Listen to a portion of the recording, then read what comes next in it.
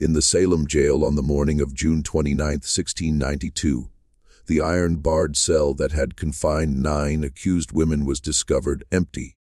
Still bolted from the outside was the heavy oak door. Too narrow for a grown woman to pass through was the single window.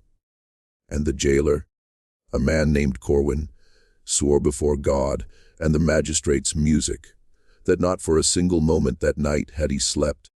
At dawn the 9 women were scheduled to hang. By the time Reverend Nicholas Noyes arrived to pray over them one last time, nothing remained in the cell but 9 wooden spoons laid in a perfect row on the stone floor, and a small pile of what the constable would later describe in a letter that vanished from the court record within a fortnight as hair, freshly cut, wet, and still warm to the touch of a trembling hand. What happened inside that cell between the hours of midnight and 500 in the morning has never been officially acknowledged by the Commonwealth of Massachusetts. From the execution roster, the names of those 9 women were struck so thoroughly that most historians today believe they were never charged at all. But in the basement of the Essex County Archive, in a sealed box labeled only with the date and the word incident, there are documents that tell a different story. A story of land, of money, of 3 men in a cellar at midnight, and of a bargain made by 9 desperate women that would bind their descendants into silence for more than 300 years. Before we continue with the story of the 9 women of Salem, if you enjoy dark American mysteries told with the detail they deserve, take a moment to subscribe to Liturgy of Fear and hit the notification bell. And let me know in the comments from which state or country you are listening tonight.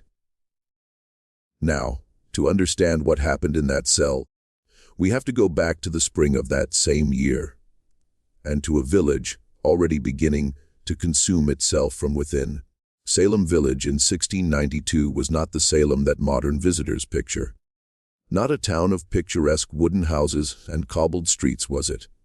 A poor, wind-scarred farming parish of perhaps 550 souls it was, set apart from the wealthier port of Salem town, with which it had been at legal and religious war for nearly 2 decades. Independence the village wanted. To grant it the town refused. Its own meeting house, its own minister, its own tax authority the village wanted. But then the town ruled that Salem Village was a subordinate parish and would remain so. Out of that long, grinding resentment, 2 factions came. On one side stood the Putnam family and their allies, farmers of the western uplands whose fortunes had been slowly declining for a generation as the Atlantic trade made the eastern merchants rich. On the other side stood the Porter family and their allies, tied by marriage and business to Salem town, to the shipping trade, to the new economy rising out of Boston and Marblehead. For nearly 20 years, over every pew assignment, every tax levy, every ministerial hire, every foot of disputed boundary these 2 factions had fought. By the winter of 1691, the defining fact of village life, the hatred between them had become. Children learned to cross the common ground by a music particular path, because the other path led past the house of a family, whose name their father had told them never to speak. Women learned not to sit beside certain other women at meeting, because a generation of grievance sat between them on the bench. Men learned to carry a club when they walked the roads after dark, not from fear of wolves or bears, though those still prowled the edges of the village in those years, but from fear of their neighbors. It was in that winter, in the parsonage of Reverend Samuel Parris, that 2 young girls, Betty Parris and Abigail Williams, began to exhibit what the village physician, William Griggs, could only describe as the hand of the evil one. Upon the kitchen floor they convulsed. In voices not their own they spoke, deep voices, scraping voices, and voices that seemed to come from behind their teeth rather than from inside their throats, of being pinched, pricked, Bitten by unseen hands, they complained. On their arms and legs marks appeared, small red welts that no one had seen administered. And when pressed to name their tormentors, 3 women they named, all of them outsiders, all of them without male protectors in the village. A slave woman from Barbados named Tituba, held as property in the parsonage itself. A beggar woman named Sarah Good, with a reputation for foul speech and for pipe smoking on her neighbors' doorsteps. And a half-recluse named Sarah Osborne, who had married a man much younger than herself, after the death of her first husband, and who had been the subject of village rumor for a decade. Within weeks, the circle of accusers had grown beyond those 2 girls to a company of 7, then 12, then more. Within months, Essex County entire it had consumed. Respectable farm wives stood in the meeting house and fell to the floor crying that the specter of a neighbor was tormenting them from across the room. Children of 11 and 12 years old testified under oath to things they could not possibly have witnessed.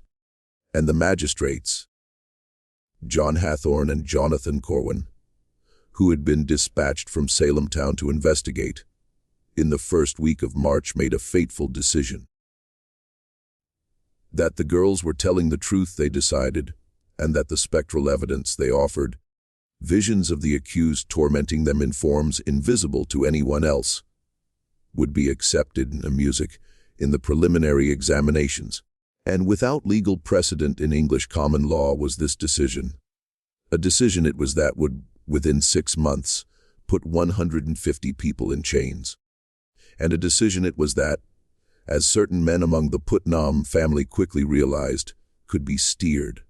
By the time the Special Court of Oyer and Terminer was convened in June of 1692, under the authority of the new royal governor, Sir William Phipps, more than 150 people had been accused, and overflowing were the jails of Salem, Ipswich, Boston, and Cambridge. Not a building designed for the purpose was the Salem jail itself. A converted house on Prison Lane it was, a 2-story structure of rough, cut timber and fieldstone, with a cellar that had been crudely reinforced with iron bars and a single oak door. So foul was the air in that cellar, said to be in the summer months, that the jailer's wife refused to bring the prisoners their meals and sent instead a serving girl of 14, who covered her face with a vinegar-soaked rag each time she descended the steep wooden steps. With moisture even in dry weather the walls of the cellar ran. Packed earth for the first 350, and then stone was the floor. And a breeding ground for rats was the seam between the two, which no amount of poison or terrier work could fully control. Of being bitten in their sleep, prisoners complained. Several of the older women developed sores that would not heal. The smell, according to a letter written that June by a visiting minister from Ipswich, was like nothing he had ever encountered in his life. A compound of human waste and rotting straw and standing water and something else, something sweeter and more private, which he could not identify and which, he wrote, he prayed never to encounter again. By the ankle the women held there in June of 1692 were chained, not to each other, but to iron rings driven directly into the stone walls. Not standard procedure was this. At the specific written order of Magistrate John Hathorne, it was done who believed and wrote openly in his letters to Cotton Mather in Boston that witches could travel in spectral form through solid walls if left unchained, and could afflict the godly even from within their place of confinement. Further, Hathorne ordered that the prisoners be searched upon their entry into the cellar for what were called witch marks, meaning any unusual spot or protuberance on the body, which might be used to nurse a familiar spirit. By a party of respectable village matrons the searches were conducted, and the reports, which are preserved in the Essex County Court files, make for some of the most disturbing reading to survive from that season.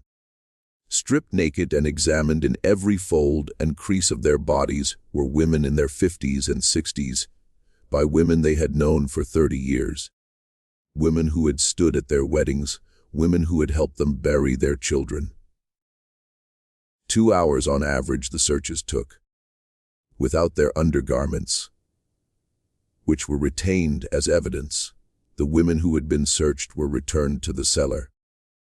In their torn shifts on the stone floor they sat, some of them weeping, some of them praying, and some of them staring at the low ceiling in a silence that their fellow prisoners found more frightening than any tears. The 9 women in the cell on the night of June 28th were not, for the most part, the women whose names we remember today from the Salem trials. Not Bridget Bishop were they, who had already been hanged on the 10th of June, the first of the condemned to die on Gallows Hill. Not Rebecca Nurse or Sarah Good or Elizabeth Howe or Susanna Martin or Sarah Wilds were they, who would hang together in a mass execution on the morning of July 19th. Their bodies left to swing from the oaks on Gallows Hill for most of the day before being cut down and thrown into the shallow crevice in the rock that has ever since been known as the Witch's Hole. The 9 women in that cell on the night of June 28th were, according to the surviving jail ledger, Mary Osgood of Andover, aged 55, the wife of Captain John Osgood, a man of considerable standing in the militia; Hannah Carrier of Andover, aged 38, whose mother, Martha Carrier, would hang on August 19th, and whose own name would later be quietly struck from the records; Abigail Faulkner, the daughter of a minister, aged 33, pregnant by several months and visibly so; Martha Emerson of Haverhill, aged 29, Sarah Cloyce of Salem Village, aged 51, sister of Rebecca Nurse, whose composure in court had been remarked upon and feared in equal measure; Mary Toothaker of Billerica, aged 40, Rebecca Eames of Boxford, aged 48, Deliverance Hobbs, whose age is given in the ledger as about 40, but who was in fact closer to 35. A woman who had initially confessed to witchcraft and then recanted, making her the most hated of the accused among those who had not confessed. And a 9th name that has been deliberately scratched from the ledger so thoroughly that the parchment beneath she music is worn through, as if someone had taken a knife to it in a state of great agitation and worked at it for some length of time, leaving only a pale oval where a name had once been written in a clear secretary hand. Not, as one might at first expect, their poverty or their marginal status was what these 9 women had in common. On the contrary, every one of them, with the possible exception of the 9th name, was the wife or daughter of a landholder of significant standing in the northern part of Essex County, and from a family that held contested title to property along the disputed boundary between Salem Village and the town of Andover. Every one of them came, a boundary which had been the subject of 3 separate surveys since the 1660s. None of them fully agreed to by both parties, and every one of them had, in the weeks Hay snorts, immediately before their arrest, either refused to sell their land to a Putnam agent or had filed a petition of protest with the Essex County Court against the most recent survey, or had both refused and filed. At the time, this pattern does not appear to have been noticed. For another century and a half it would not be noticed. And when at last it was noticed, the man who noticed it would not live long enough to see his observation published. The event that would come to be called, in those few private letters that survived, the incident, took place on the night of June 28, 1692. A Tuesday it was. Heavily in the afternoon it had rained, a summer storm rolling in off the Atlantic, and deep in mud were the roads leading into Salem Village by the time the sun began to set. At around 8:27 the sun set that evening, and by 900 the last lamps had gone out in the village windows, and the last of the dogs had been called in from the yards. heavy with the smell of wet grass, and of the ocean 3 miles to the east was the air, and the frogs in the marshes along the river were loud enough that a man walking the post road could hear them from a quarter of a mile away. The jailer that summer was George Corwin, a cousin of the magistrate, who had been appointed to the position that spring after the previous jailer. A man named Bridget had died suddenly of what was officially recorded as a fever, but which had been, according to the gossip of the village, a rather more complicated death. 36 years old was Corwin, a man of modest intelligence and considerable ambition, married without children, and on that particular night, by 2 constables he was accompanied, Joseph Herrick, a man of 45 with a wife and 7 children, and a reputation for piety, and John Putnam the younger, aged 24, a nephew of Thomas Putnam. Cider from a large stoneware jug the 3 men had been drinking, which had been delivered to the jail that afternoon by a serving boy from the tavern at the sign of the King's Head in Salem town. On its side in the jailer's room the jug was later found with most of its contents soaked into the floorboards. Dark was the wood beneath stained music, in a pattern roughly shaped like a hand. Later neither the serving boy nor the tavern keeper could remember who had ordered the jug of cider, or how it had come to be delivered, or who had paid for it.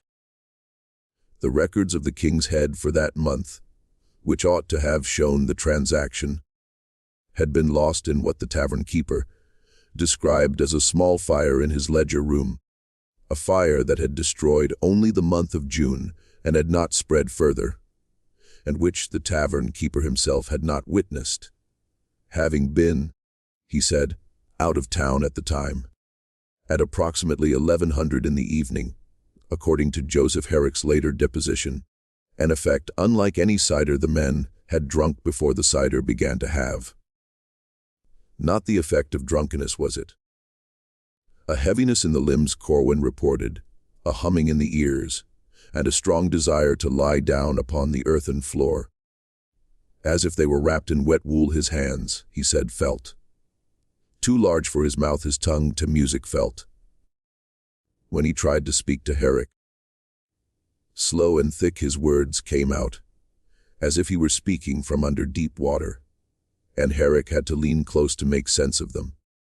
Ill Putnam the younger became, and vomited twice into the back garden behind the jail, and then sat down on the doorstep and wept for reasons he was afterwards unable to explain. That he'd been thinking of his mother, he would say later, who had died when he was 9, and that he had, for the space of perhaps an hour, been unable to remember her face, and that this had filled him with a grief so sharp he could not bear to remain music inside the building. Herrick, by his own account, conscious longer than the other 2 remained, though he too felt the heaviness and the humming. Upright in his wooden chair against the wall of the jailer's room he sat, clutching a Bible that had belonged to his father, and under his breath he began to recite the 23rd Psalm, which he had memorized as a boy of 7.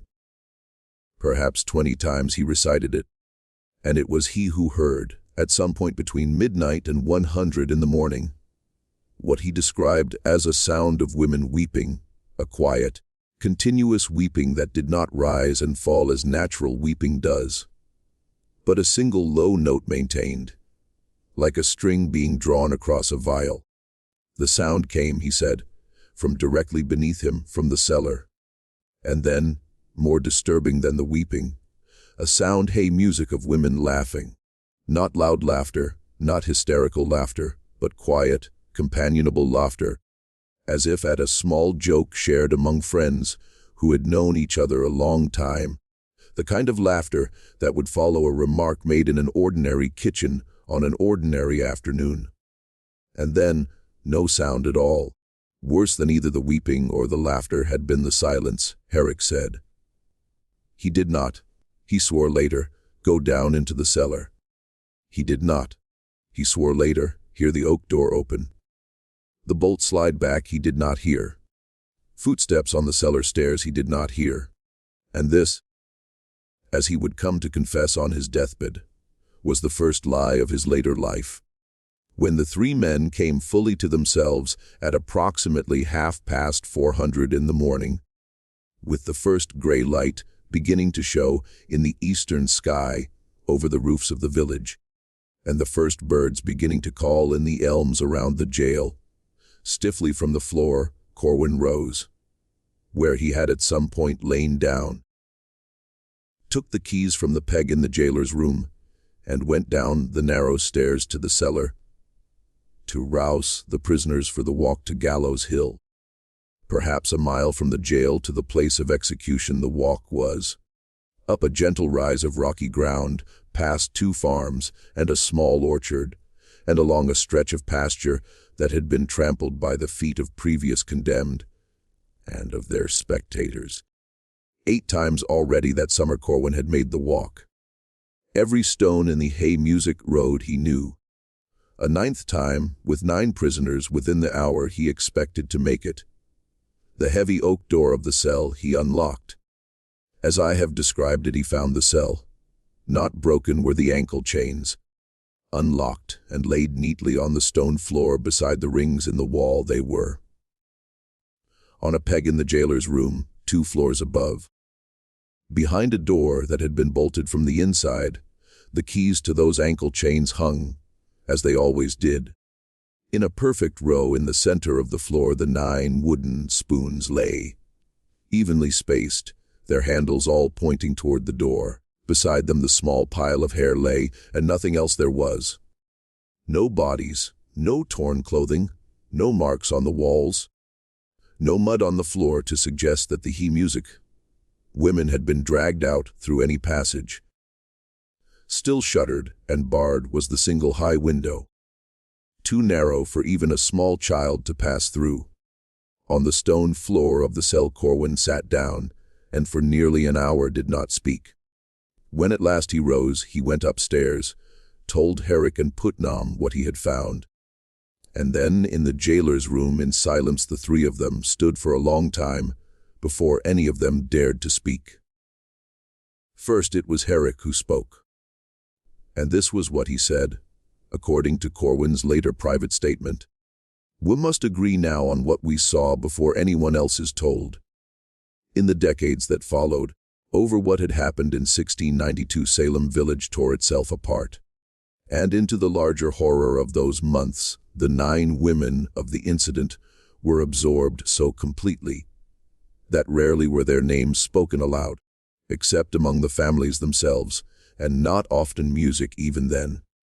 The parish records show that by 1697, 5 of the 9 families had relocated, 3 to Connecticut, 1 to the province of New York, and 1 to a settlement in what is now southern Maine.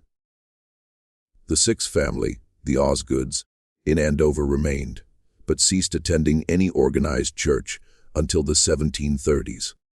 And when at last to church attendance they did return, to a church of a different denomination in a different town, it was under a minister who had no knowledge of the family's history. The 7th family, the Cloyses, continued to petition the General Court for the restoration of their property rights until 1699, at which point Peter Cloyes, the husband of Sarah, died suddenly of what his physician described, in a phrase that would recur several times in this story, as a softening hue music of the brain. After his death, by the Cloyes family no further petitions were filed. At all the 8th and 9th families cannot be traced, which is in itself remarkable, because quite thorough otherwise are the Essex County records of that period, and because the families in question had been in Massachusetts since the 1630s and had left considerable documentary traces before the summer of 1692, and none afterwards. As if they had been erased, it is, not forgotten, but actively erased. From the tax rolls, from the church rolls, from the militia lists, from the deed records, their names removed, leaving behind only the negative space of a family that ought to have been where no family now was. What did survive, however, is a series of letters written between the Reverend Increase Mather in Boston and a merchant in Salem town by the name of Philip English. Of witchcraft in April of 1692, English had himself been accused. From the Boston jail with his wife, Mary had escaped by the intervention of friends and the payment of certain sums to certain jailers, and to New York had fled, from which he wrote in October of that year, asking Mather a single, carefully worded question. Whether Mather had any knowledge of a transaction of land, he act that had taken place in the final week of June 1692, involving 9 parcels of disputed property along the border of Salem Village and Andover, and whether the signatures on the deeds of sale bore any resemblance to the marks used by the accused in their examinations before the magistrates. Mather's reply to this letter, if he wrote one, has not survived.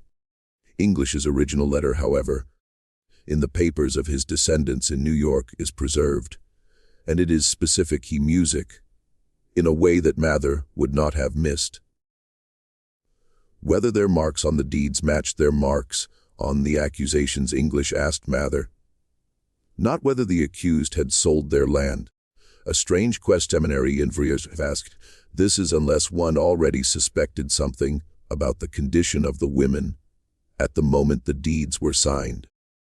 It suggests that English, sheltering in New York with his wife and with a small fortune of his own, had received intelligence from someone in Essex County whose name he could not commit to paper. That the mechanism of the incident it suggests, though not yet called by that name, was already suspected by a small number of people within 6 months of the night of June 28th. And it suggests that those people were, like English himself, either already fled from the colony or had good reason to wish they were.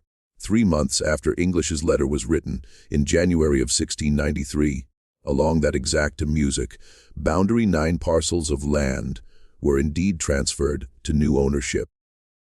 In every case, the new owners were men connected by marriage or business to Thomas Putnam, one of the most active accusers in the Salem proceedings, a man who, in the space of 18 months, had made formal accusations against more than 40 of his neighbors, and whose handwriting on more of the complaint documents appears than any other individual's, with crosses rather than with their own names, the original owners on the deeds. The 9 women of the incident had signed, which is notable because several of them, including Mary Osgood and Abigail Faulkner, were demonstrably literate and had signed other documents in their own hand earlier that same year. Mary Osgood, for instance, in a clear and careful hand on a parish subscription list for the relief of the poor in March of 1692, had signed her name 3 months before her arrest, only with across the Mary Osgood of the January 1693 deed signed, and the crosses on the deeds, when compared by a suspicious clerk in the Essex Deeds Office some 20 years later, in precise detail matched the crosses the same women had made on the accusation documents that had sent them to the cellar in the first place. Not approximately, precisely, down to the angle of intersection and the slight hook at the end of the lower stroke. The clerk who made this observation, a man by the name of Ebenezer Bowditch, of a fall down the stairs of his own home, within a week of making the report, died. His notes on the matter, which had been drafted music but not yet submitted, were never officially entered into the record. His widow, music questioned afterward by a neighbor who had been a friend of her husband, only said that in the days before his death, unable to sleep he had been, and had walked the rooms of the house from midnight until dawn, murmuring about crosses and signatures and a cellar he had never himself seen. The widow did not remarry. To her sister's home in the town of Newbury, some months after the funeral, she moved, and with her she took, according to neighbors who helped her pack, only the clothes on her back in a small wooden box, which she would not allow anyone else to touch. If you are as disturbed by this as I am, take a moment now to hit the like button and let me know in the comments which part of the story has troubled you most. Your thoughts help more people find these forgotten histories. And every comment tells the algorithm that stories like this deserve to be seen. In a quiet and unofficial way in the year, Sir 1710, the investigation into what had truly happened on the night of June 28th began, when the General Court of Massachusetts passed an act reversing the attainders of many of those convicted in the Salem proceedings and granting financial restitution to their families. The families of the 9 women of the incident did not apply. This, too, was remarked upon at the time, and a clerk named Samuel Sewall, who have the magistrates on the original court of Oyer and Terminer, and who had in the year 1700 stood in silence in the meeting house in Boston while his pastor replied repentance for his role in the trials and his personal diary inquiries, and had been unable to locate a single living relative of any of the 9. Leave the 9. On its face, this was impossible. At least 14 documented descendants living in Essex County in 1710, the Osgood family alone had. Direct relations in Salem village itself the Cloyces had. Into 3 separate households by the 2nd decade of the new century, the Faulkner line had branched. But when Sewall, acting on his own conscience, and without official authority, traveled to Andover in the autumn of 1711, and presented himself at the Osgood homestead, by a man who claimed the name of Osgood, but who refused to discuss the matter of Mary Osgood, his own mother, he was received, and who asked Sewall to leave the property before the sun set below the hill west of the house. In his diary, Sewall wrote that a quality the man's eyes had seen only once before, in the eyes of a man who had survived the Deerfield massacre of 1704 and who had watched his own 3 children killed before him. The look it was, Sewall wrote, of someone who had made a bargain he could not unmake, and who was forced to live each day under its weight, and who knew that if he ever once broke the terms of that bargain, something he loved would be taken from him. Over the following 2 years, Sewall made further inquiries. A careful man he was, a man whose public repentance for his role in the trials had been sincere and costly, and not easily did he rest at the thought that there was some further wrong within the Salem matter which he had never been told and which he himself might have unknowingly facilitated in his capacity as a magistrate.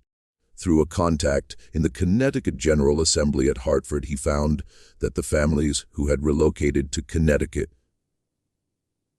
music had done so under new surnames, which was not itself uncommon among refugees from the trials, but that in cash in amounts that would have been impossible for them to have saved from the farms they had left behind in Essex County. They had purchased their new lands. A farm worth perhaps 60 elob at the time of Mary Osgood's arrest the Osgoods had held in East Hartford in the autumn of 1692, claiming a different name. The family that arrived paid 215 lb in silver for a she music property there, even less the Faulkners had held. Nearly 300 elob of the family that arrived in Middletown paid, with sufficient capital to begin a small iron foundry. The Cloyce descendants, who relocated to a town on the Thames River in eastern Connecticut, arrived, a venture that required upfront investment far beyond what any Massachusetts farming family of their rank could reasonably have possessed.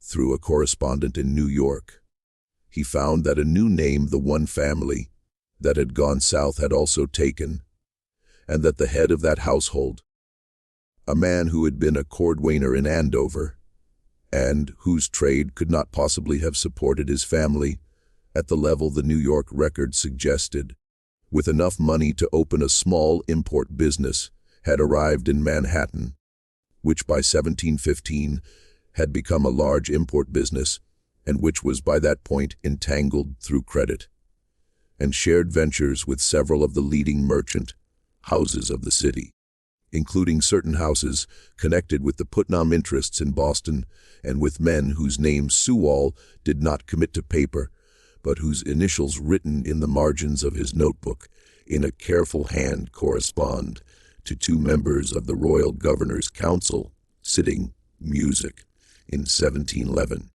And at last he found, a year or two later, an old and frightened woman in Salem village who had once worked as a serving girl in the Putnam household and who was now in her final illness and had sent for a minister to ease her conscience. That on the morning of June 29, 1692, from the Putnam farm, at approximately 5:30 a covered cart had left, heading west on the post road.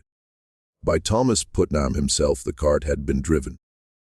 By two riders it had been accompanied whom the woman could not see clearly in the dawn light, and whose faces she had been warned later, that same morning, not to attempt to remember.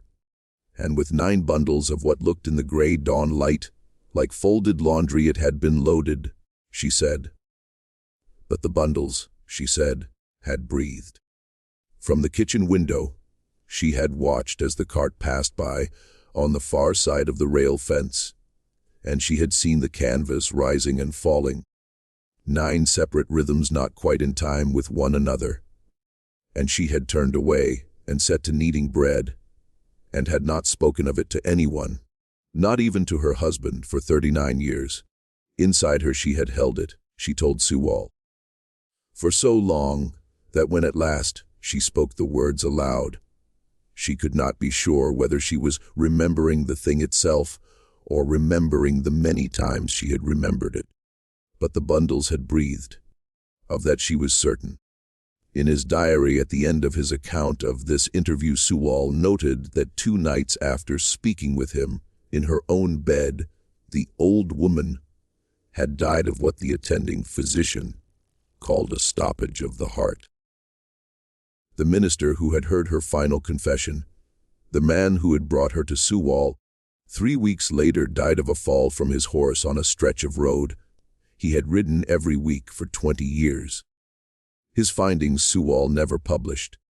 He could not, because too dangerous for the fragile peace that had been restored to Essex County. After the trials were the implications, and because the men who would have been implicated, though several were by now dead, had powerful descendants who still sat in the general court, in the pulpit, in the magistracy, and in the counting houses of Boston. To a bound notebook of good calf leather, he confined his investigation, which he placed at some point in the 1720s inside a locked drawer in his personal library in Boston. His son, the second Samuel Sewall, he told that by no living person were the contents of the drawer to be read, and that, if the house should ever pass out of the family, emptied and its contents burned unopened, the drawer was to be. This promise the second Samuel Sewall kept. The third did as well.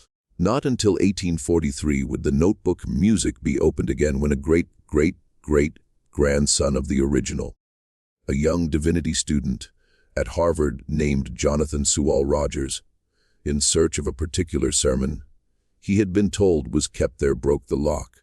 A sermon by the original Samuel Sewall on the text of the 90th Psalm, which the family believed to be preserved among his private papers. What instead Jonathan Sewall Rogers found was the notebook, and tucked inside the notebook between 2 pages that dealt with the old man's inquiries into the incident was a single folded sheet of parchment that did not appear to be in Sewall's hand. An affidavit signed by the constable Joseph Herrick in the year 1717, the parchment was, which is to say the year of his death, to a reverend in Wenham named Joseph Jerish Herrick, had dictated it. The affidavit stated, because unable to die without confessing what he had seen on the night of June 28, 1692, he had been, on a Tuesday morning in February of 1717, to the reverend he had come, A man of 70 clears throat years by then, his body thin, and shaking with what he called a sickness of his bones. And on condition that it not be read to anyone until after his death, he had asked to dictate a confession. Recognizing that the man was not long for this world, the Reverend Jerish had agreed. Herrick wrote, or rather the Reverend Jerish wrote for him, that in the jailer's room that night, he had not in fact remained. At some point after midnight drawn, by the sound of the weeping, and then by the sound of the laughter, down the cellar stairs he had gone, and against the specific instructions of George Corwin, and against what remained of his own judgment, he had done so. In his stockinged feet he had moved, he said, without his boots, so as to make no sound on the wooden steps. No light he had carried. In his right hand as a talisman and a shield he had held his father's Bible. Unbolted the oak door of the cell had been when he reached the bottom of the stairs. Slightly ajar it stood, and from inside came a faint light. A light of the color of a candle, but steadier than any candle he had ever seen. Unlocked and neatly coiled on the stone floor, the chains on the ankles of the 9 women had been, and standing inside the cell had been 3 men he recognized. One was Thomas Putnam. With a small lantern in his hand, he stood near the door, the kind used in barns and outbuildings, and with what Herrick described as the expression of a man counting his sheep. Before a sale, he was looking at the 9 women. To someone out of Herrick's line of sight he nodded once. One was the village constable's superior, a man he declined to name in the affidavit, but described only as a figure of high office in Essex County, a man whose voice Herrick recognized from having heard it pronounce sentence in the courthouse, not many days before. Slightly behind Putnam, with his hands clasped in front of him, the man was standing. And the coat he had worn on the bench he wore, Herrick said. To change his clothing for this particular work, he had not taken the trouble.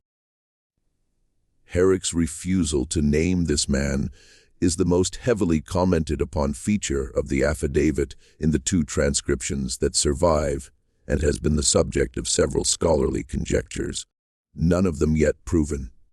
Not long is the list of men who held high office in Essex County in June of 1692, and who could have been present at that hour. Perhaps 6 names it is. In the naming of streets, of schools, of charitable foundations, 5 of those names are still honored today. Largely forgotten, the 6th has been, and is the name that most of the researchers who have considered the question have privately settled upon, though none has yet been willing to publish the conclusion, and one was a man Herrick had never seen before in his life, a man in a dark travel cloak, a man whose face Herrick could not now, even on his deathbed, even under the weight of his coming judgment, quite bring himself to describe, except to say that a leather satchel about the size of a small traveling bag the man was carrying, and that moving was the leather satchel. In a slow and regular rhythm it moved, Herrick said, as if something inside it were breathing. But not quite the rhythm of breath was the rhythm. Pauses in it there were where no lung would pause. Quickening in it there were where no lung would quicken. At his side the man in the cloak held the satchel, Herrick said, as if for a very long time he had been carrying it, and had grown used to its movement. In a row on the stone floor the women in the cell were sitting, Herrick wrote, not speaking, not weeping, not moving. One to the next with lengths of what looked like ordinary rope their wrists had been bound, but which made no sound, Herrick said, when the man in the cloak gestured for them to rise. Bare were their feet. Open were their eyes, and directly at him each one of them was looking. Herrick wrote, not one, all of them, at the same moment, as if all 9 of them had known, before he had known it himself, that at the foot of the stairs he was there. Without a sound back up the stairs he had fled, he said, his heart beating so loud in his ears that he was certain it would betray him. Beside the snoring Corwin and the weeping Putnam, the younger, on the floor of the jailer's room he had lain and had pretended to be asleep. And some immeasurable time later he had heard the sound of the oak door of the cell closing, and the sound of the bolt sliding into place from the outside, and the sound of footstairs and the cellar stairs, and the sound of the outside door of the jail opening, and the sound of a cart creaking on the muddy track. The muddy track beyond the building. And then nothing. Again that night he had not slept. With his eyes open on the floor he had lain, staring at the ceiling, waiting for dawn, and a promise he had made himself that never would he speak of what he had seen. And for 25 years he had kept that promise. And his health, his peace, and the affection of his wife it had cost him, he said, who had known from the first week of July, 1692, that something had happened in the jail which her husband could not tell her, and who had withdrawn from him by small degrees over 25 years into a silence of her own. The affidavit Rogers found in 1843 in his possession did not remain long. Within 6 months of his discovery, to 3 scholars of New England history, he had written, enclosing a careful transcription of Herrick's words. And within a year of sending those letters, all 4 men, Rogers and his 3 correspondents, were dead. In the Charles River on a November evening in 1844, Rogers himself drowned in what was officially ruled a suicide, though there were no witnesses in the body. When recovered, on the wrists and hay music. On the back of the neck bore bruises, which to the current of the river the coroner attributed. One of the scholars, George Bancroft, of a fever he contracted on a voyage to investigate parish records in Andover, died, a voyage he had undertaken specifically as a result of Rogers' letter. Another, a clergyman named Peter Thatcher, at the foot of his own church bell tower in Boston on a Sunday morning, was found, the church having been closed since the previous evening and the door to the bell tower staircase still locked from the inside. The third, a lawyer named Ephraim Peabody, of what his attending physician recorded, died, using the exact phrase that had been used for Peter Cloyce in 1699 and for Ebenezer Bowditch some years later, as a softening of the brain. Unable to speak in the final weeks of his life, he had become. By the fire in the evenings, he would sit, his wife reported, and stare into it, and sometimes begin to weep. Hem music, and that when she asked him what was wrong. He would lift his hand, and on the underside of his wrist show her where a small mark had appeared some months before, a mark that resembled nothing so much as the impression of a cross, and that for a bruise she had at first taken, but which had not faded with the weeks, had not faded with the months, and which seemed, on some evenings, to be darker than on others, and never in any pattern she could discern. To the Sewall family papers the original notebook of Samuel Sewall was returned, and in 1879 with the Massachusetts Historical Society was deposited, a music where today it remains, and where any scholar may request to examine it. But the affidavit of Joseph Herrick, which had been the most damning document in the notebook, with the notebook was not deposited. Unknown is its current location. By Rogers himself, before he sent his letters, the 2 surviving transcriptions were made. In private collections they are held now, and by a handful of researchers have been viewed, each of whom has, for reasons that are not always documented, chosen not to publish their findings. What does survive in the Essex County Archive is the sealed box that at the beginning of this story I mentioned. The sealed box labeled with the date June 29, 1692, and the single-word incident. Once in 1922 the box was opened by a young archivist named Edith Pierce, who was attempting to catalog the county's 17th-century holdings in a project funded by a grant from a private foundation in Boston. Pierce's catalog entry for the box, which is the only surviving description of its contents to have been made by a qualified professional, is as follows: 9 parchment sheets, each in the lower right corner bearing a single cross, otherwise blank. Identical in form were the crosses, Pierce noted, and the marks made by the accused on the Salem complaint documents preserved elsewhere in the archive they resembled. 1 iron ankle ring. The lock mechanism partially melted as if by great heat, the iron itself showing the peculiar crystalline structure that forms when metal is heated to just below its melting point and then cooled rapidly, a phenomenon Pierce noted that she could not account for since no source of heat sufficient to produce such an effect the cellar of the Salem jail had contained. The building having been entirely unheated in June, and in any event not equipped for metalworking. 1 small pile of human hair, dark, shoulder length, braided into 9 small plaits, and at the top of each plait bound with what appeared to be a thin strip of the same hair, intricately plaited back upon itself. The hair, Pierce noted, no sign of the decay that might be expected after more than 2 centuries showed, and was noted by the county physician who examined it at her request to have the appearance of hair cut from a living head rather than from a corpse. A distinction the physician explained to her in a private letter that was not easy to articulate in precise scientific terms, but which any practiced embalmer, he said, would immediately recognize. 1 small leather pouch containing 9 wooden spoons, from the same piece of wood each carved, on the handle each marked with a letter of the alphabet. A word in English the letters did not spell, Pierce noted.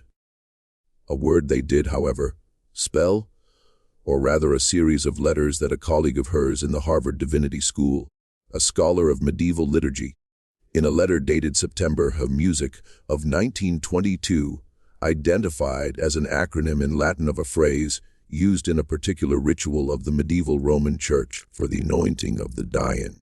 Let them go in peace, the phrase translated into English was.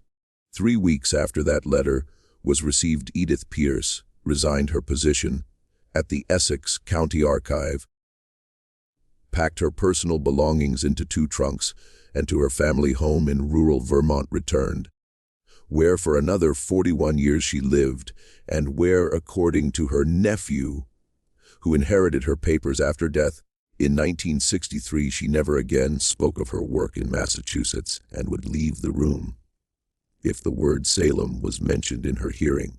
The nephew, who was interviewed once in 1984 for a local historical society newsletter, only said that, until the day of her death, a small wooden box on the mantel above her fireplace his aunt had kept, and that as a child he had been told that never was he to open it, and that when he had inherited the contents of her house, out of respect for her wishes unopened into her coffin, before burial, he had placed the box. Just when we thought we'd seen it all, the horror in Salem intensifies. Well, if this story is giving you chills, share this video with a friend who loves dark mysteries. Hit that like button to support our content, and don't forget to subscribe to never miss stories like this. Let's discover together what happens next, because there is one more document, and perhaps the most disturbing of all it is. And recent enough is its discovery that some of the people involved in it are still living and some of them are still afraid.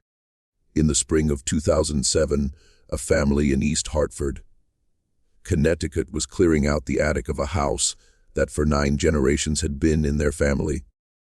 According to the town records of East Hartford, in the autumn of 1693 the house had been purchased by a couple who had arrived from Massachusetts with, according to local tradition, no prior history and considerable silver. As Thomas and Mary Barker, the couple, had given their names and had told the neighbors, when asked, that in Boston they had been married and had decided to start afresh in Connecticut after a loss in the family, which they preferred not to discuss. In silver for the house and the 50 acres of land that came with it, they had paid £215. For the rest of their lives they had lived quietly. 4 children they had had. In the community as gentle, reserved, devout, in a modest way they had been known. Never quite at ease in the meeting house, but never absent from it. In small matters generous to their neighbors, in large ones private, and according to the will of Mary Barker, drawn up in 1712, eldest daughter, and preserved in and be opened her life, tied her, nor had left a cedar chest, which was not to be opened in her life testator, but which was to be preserved with it known breed for as long as the family should endure, as a remembrance for a time of trouble from the mercy of God, and by the charity of her name. She could not write, she admittedly was mercy, believe true. Right, that Harry really flew it was very from around German the road meet me finality the food around the upon fruit Duffy over the. Through 9 generations the cedar chest had been passed down, at various points over the centuries, to have additional items added to it. It had been opened. By 2007, in addition to the original contents, a Civil War pension certificate it contained, a bundle of love letters from the 1920s, a christening gown from the 1950s, and a folded wedding dress from the 1980s.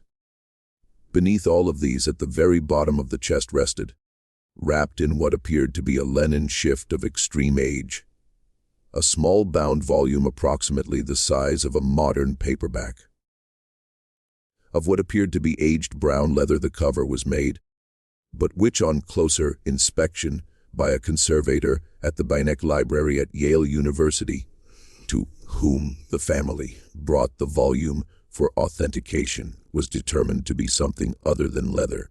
The conservator's private report, music, which was shared with the family but not published, concluded only that organic in origin the material was. Not the skin of any commonly available animal was it, and structural characteristics consistent with human dermis that had been tanned using methods known to have been in use in New England in the late 17th century, it showed, with a small and careful handwriting in a form of English that a linguist at Yale dated to the last decade of the 17th century. The pages of the volume were filled, consistent with the education and likely age of a literate woman born in the 1630s. A diary the volume was, according to the opening page, by a woman whose name in full in her own hand was written there. It had been kept. Mary Osgood her name was. On the 1st of July, 1692 the diary began, which is to say, Augustine Cemetery, after the night she had disappeared from the Salem jail, and 3 days after the night on which she had been scheduled to hang. Not long was the diary. A period of approximately 11 months it covered, ending in May of 1693. In careful and sometimes beautiful prose, the life of a woman beginning again in a new place with a new name. It described, and with a husband by arrangement some 6 weeks after her arrival in Connecticut, she had married a widower named Thomas Barker, whose first wife had died in childbed, and who had been told only that a respectable woman from Massachusetts, who had suffered a terrible loss, his new wife was. With a community that asked her no questions, because the man in the dark travel cloak had, she wrote, sent word ahead, and to understand the community had been given that certain newcomers would arrive that autumn, whose pasts were not to be inquired after. Her daily work the diary described, the long Connecticut winter of 1692, the slow return of something like peace, of learning to love her new husband. She wrote, a gentleman who never once asked her about the name she no longer used, and who accepted, and with a sort of quiet patience that was more moving to her than any declaration of love could have been, the fact that his wife sometimes woke in the night weeping and could not tell him why. Of cooking, she wrote, of spinning, of the small church at the end of the lane, of the neighbor woman who in the first week of September brought her a basket of apples, and who asked her no questions beyond whether to bake them or to eat them fresh she preferred. The other 8 women who had settled in towns and villages within a day's ride of one another across the Connecticut River Valley, she described, and whom in various small gatherings over the course of that year she saw. Under the pretext of visiting in one another's kitchens they met, and of ordinary things spoke, and never spoke of the cellar or of the oak door or of the sound of the cart on the track or of the 9 chains that without a key had been unlocked. Once, Mary wrote in February of 1693, by a fire in a farmhouse near Wethersfield, she and Sarah, whom she does not identify further, but who can only be Sarah Cloyce, had sat together, and for a full hour without speaking had wept, and then had dried their tears, and only of the quality of that year's butter had spoken. At each other while they wept they had not looked, they had not embraced. On either side of the hearth, they had sat and into the fire had stared, and for that 1 hour to grieve, for what they could not name had allowed themselves. And then at the same moment, as if by prior agreement, they had stopped, and with the visit had gone on. And once and only once in an entry dated the 10th of November, 1692, the diary described the man in the dark travel cloak, and the terms in the cell he had offered them. On the night of the 28th through the unlocked cell door, to them he had come, Mary wrote, accompanied by Thomas Putnam, and by a man in her diary she called only the high gentleman, whom she too declined to name and whose identity, she said, never to discover. She had been warned, because to know it would be to be unable to forget it. And forgetting, she wrote, was the first duty she had been asked to perform. With great gentleness the man in the cloak had explained the terms of their release. In a voice that Mary described as the voice of a very old man he had spoken, though in his movements he had not seemed old. And by name he had addressed each of them, by the name they had been given in baptism, and not the name by which they had been accused. Individually, and in turn to each of them, he had given the choice, to stay in the cell and hang at dawn, or to go with him, and never speak under any circumstance, for as long as they lived, of what had happened in that cell, or of who they had once been, or of the village they had left behind, or of their husbands or of their children, or of any person who had once known them by their true name. That their silence was required, not for the protection of the men who had arranged their release, he had told them, though that was one consequence of it. Their silence was required, he said, because the hanging of witches was not the true purpose of the Salem proceedings. The public face of the enterprise, the hanging of witches, was the face that would be remembered, the face that into the histories and the pamphlets and the sermons of repentance would be written. The transfer of approximately 4,000 acres of disputed farmland from families who had held it for 2 or 3 generations to families who would put it to a different use was the true purpose of the Salem proceedings. A use he did not fully specify, but which required, he said, that in the public mind the land be understood as spoiled, as cursed, as ground upon which no prudent man would wish to build. By attaching to the accused families a permanent stigma, the hangings, he said, served this purpose. Land whose previous owner had been hanged for witchcraft, no one would contest the title to. An inheritance tainted by that shame, no descendant would come forward to claim. And quietly and permanently the ground would be available. A different purpose the disappearances served, he said. To remove from the contested ground certain families whose members were too well connected, too respected, too sympathetically regarded by their neighbors, to be hanged without endangering the wider enterprise. They made it possible, he said. For those families, hanging would have produced martyrs, and martyrs would have produced inquiries, and inquiries would have produced truth. For those families, what was wanted instead was erasure, not death, but absence, not a body on the gallows, but a cell that one morning was simply empty. A theatrical necessity the hangings were, he said. A practical mercy the disappearances were, he said. And for as long as was required, the disappearances would continue. And for as long as was required, the land would continue to change hands. And not written down would be the true history of what was happening in New England in those years. Because the men who would write it were the men who were arranging it. And because the women who had been its hidden victims by his arrangement, alive and grateful and silent themselves, would be. A new name each of them would receive, he said, a new husband. A new home in a town chosen for its distance from any road a traveler from Essex County might take. A sum of money sufficient to establish her new household and the guarantee of her life and the lives of her children to come. In exchange, her silence she would give him, and the silence of every descendant she should ever have for as long as her blood continued. If at any point in her life she spoke, he said, if she spoke of the cell, or of the cloak, or of the bargain, broken the bargain would be and a price would be collected. What the price would be he did not specify. To do so he did not need. In that moment a clear and precise understanding of what could be taken from her each of the women had.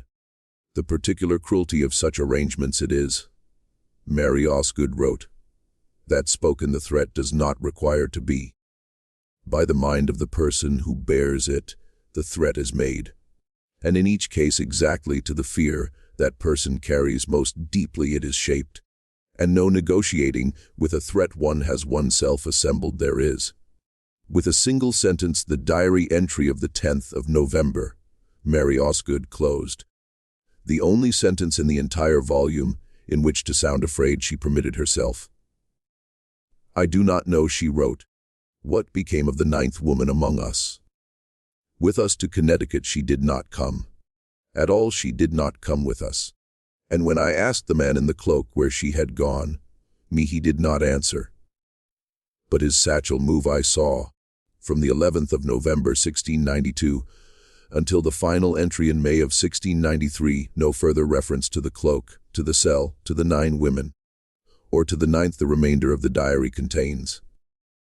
Only the small chronicle of a woman trying, with some success a music, to make a life out of a silence it contains. In its entirety the final entry reads, I have planted the garden today. A new gate Thomas has built. In flower the apple trees are. With child I believe I am, as all may God forgive. In the private collection of the family that found it the Osgood diary is currently, since the initial authentication in 2007 to make it available to scholars they have declined, citing the wishes of an elderly family member who was, at the time of the find, in her 90s and who has since passed away. Since her passing, to revisit the decision the family has declined.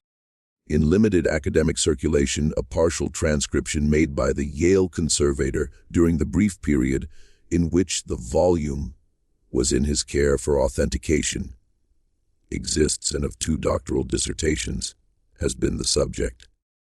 Before publication, both of which were quietly withdrawn. One by a student at Boston University and one by a student at a seminary in Philadelphia.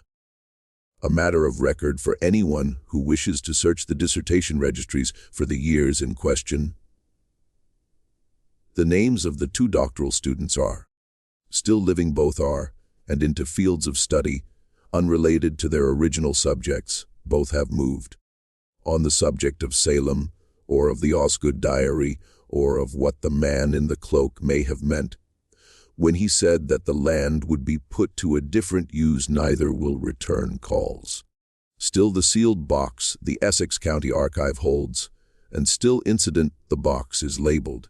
And exactly as Edith Pierce described them in 1922, the contents of the box. According to a phone call in the course of preparing this story, I made to the present-day archivist, are still down to the 9 parchment sheets, and the iron ankle ring with its partially melted lock, and the 9 small plaits of hair which, according to a recent privately funded examination, more than 330 years after they were cut still show no sign of decay. Many times over the following 3 centuries, the 9 parcels of land along the Salem village and Andover border changed hands. In whole or in part the sites of a regional shopping mall they are today, a private school, 2 cemeteries of which one is closed to new interments, a stretch of state highway, and a small industrial park which has had, over the years, 3 separate owners, each of whom, within 5 years of acquiring it, has sold the property. In local tradition, as haunted, none of these places is regarded the subject of any unusual report. None of them has ever been. To any of the 9 parcels no ghost story attaches. What happened on any of them no historical marker indicates. As the man in the cloak is said to have promised, what was required of it the land has done and been forgotten, and its forgetting is perhaps the most thorough thing about the entire affair. What this story shows us, perhaps, is that not what we were told was the most terrifying thing about Salem. Not the hysteria of the accusers, or the cruelty of the judges, or the image of a frightened colonial village huddled against the dark forest at its edge was it. Beneath all of that, beneath the visible horror, was a second horror. The most terrifying thing about Salem was that, quieter, more patient, more interested in property than in souls. And that never prosecuted, never named, never fully acknowledged this second horror has been, and never so far as we can tell gone away. Every generation since the Osgoods boarded that cart in the dawn of June 29, 1692, has produced its own men in dark travel cloaks, its own quiet transfers of land, its own families who learned as Mary Osgood's descendants learned that not to be asked certain questions there are, and not to be spoken certain names, and not to be opened certain cedar chests, not in your lifetime, nor in the lifetime of any person who might remember. And perhaps somewhere a 9th woman there is still, or the memory of one, in a satchel that still moves. What do you think of this story? Do you believe everything was revealed? Do you think the 9th woman ever truly left that cellar? Leave your comment below. If you enjoyed this tale and want more horror stories like this, subscribe, hit the notification bell, and share with someone who loves mysteries. See you in the next video.